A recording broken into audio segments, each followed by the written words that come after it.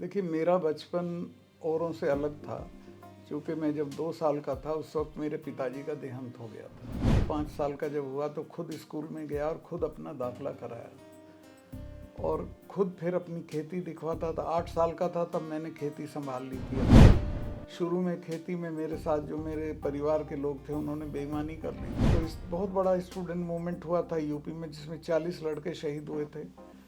तो उसमें बहुत शोहरत हो गई थी, नाम हो गया था। तो फिर चरण सिंह जी ने मुझे बुला के कहा कि बेटा तुम मेरी पार्टी संभालो। चौधरी साहब से कहा कि एक जिले के हैं, एक ही कम्युनिटी के हैं, सतपाल और अजीत सिंह एक साथ नहीं चल सकते। आप सतपाल को कहो दूसरी पार्टी में चलो। वो डिक्लाइन हुआ, अजीत सिंह उसको संभाल नहीं पाए। मैंने तो एक दिन हंस के कहा उनसे, मैं कहा चौधरी साहब अगर मुझे दे देते आप, मैं तो 2 देश का प्रधानमंत्री बन जाता। तो अभी जयंत की राजनीति, चौधरी चरण सिंह की जो राजनीति थी उनके कितना समकक्ष आप देखते हैं? कुछ भी नहीं, उनके समकक्ष कैसे? अच्छा, जब आप किसान आंदोलन के दौरान मिले थे प्रधानमंत्री नरेंद्र मोदी से, जी, वो किस तरह की बातचीत थी? बात मुझे कहनी होती थी वो मैं अमित शाह साहब से कर लेता था। वो अच्छे आदमी हैं, एमिएबल हैं, उनसे मेरा बहुत अच्छा था। और नरेंद्र मोदी? मोदी तो आसमान पे हैं, वो तो कुछ नहीं सुनते हैं किसी। बतौर नेता कैसे हैं? मुझे तो पसंद नहीं है। मैं तो ये बिल्कुल खुल के कहता हूँ, वो इस देश को चलाने के लिए फिट नहीं है। ये उस साल इलेक्शन हार रहे थे और पुलवामा के इशू पे वो जीत गए। उन्होंने एयरक्राफ्ट मांगे, आपने नहीं दिए, तो कौन दोषी है एयरक्राफ्ट माना का? क्या कारण था? मैं तो जब वहाँ स्टूडेंट्स फंस जाते थे जम्मू में और बर्फबारी में रास्ता बंद हो जाता तो उनके लिए एयरक्राफ्ट भेजता था। बल्कि एक दिन मुझे महबूबा मुफ्ती ने कहा कि आप को चुनाव लड़ना है क्या यहाँ से? मैं क्यों? कहने मैंने राजभवन से तिपहिया निकलते देखा। राजभवन से तिपहिया, मैं कहा नहीं इन्हीं का राजभवन है, मैंने इन्हीं को सौंप दिया।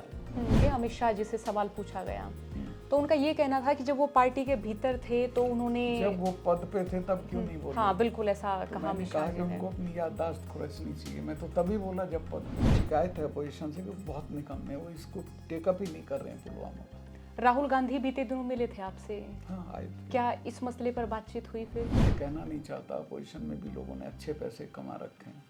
तो जिसने पैसे कमा रखे हैं अपने पैसे पे बैठा है। लड़ वही सकता है जिस पे एक कमरा मेरी तरह। अंबानी पर भी काफी सारे सवाल खड़े होते हैं कि जो किसान आंदोलन हुआ और जो 3 कानून बने थे तो वो उन्हीं को फायदा पहुंचाने के लिए बनाने, इस तरह का आरोप लगता है। जो ये नहीं दे रहे हैं। नरेंद्र मोदी जो है एक फकीर की तरह जीते हैं। वो फकीर हैं, उनका एक शॉल 15-15 लाख रुपए का होता है। मोआडो की घड़ी पहनते हैं, मोबला का पेन यूज करते हैं। इस कमरे से उस कमरे जाने में ड्रेस बदलते हैं। तो ऐसा नहीं रहा कि नरेंद्र मोदी को बदला जाए, अगले प्रधानमंत्री ये व्यक्ति होने चाहिए? बड़े नेता ने मुझे बीजेपी के जरूर कहा कि सत्तार भाई इसको अगर 200 पे ले आओगे तो हम हटा देंगे खुद ही।